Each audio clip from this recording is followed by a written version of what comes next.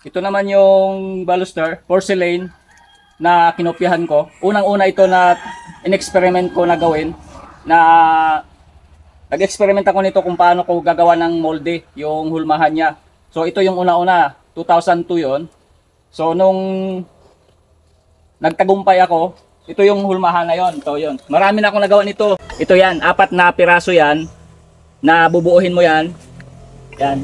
So, fit na fit yan. Yan o. Walang singawan ng hangin yan. Yan. Fit na fit yan. Yan. Yan o. Ipit na ipit siya. O. Tapos, dito. Ito siya. Yan. Yan. Nandiyan sa loob. Yan. Yan siya. Ito yung simentong pag hinulma natin dito. Ito porcelain. Ito yung semento na magiging resulta nito. Pag binuhusan natin yung hulmahan, ito makakaproduce na tayo ng baluster na ganito. Matagal na kasi to kaya inamag na.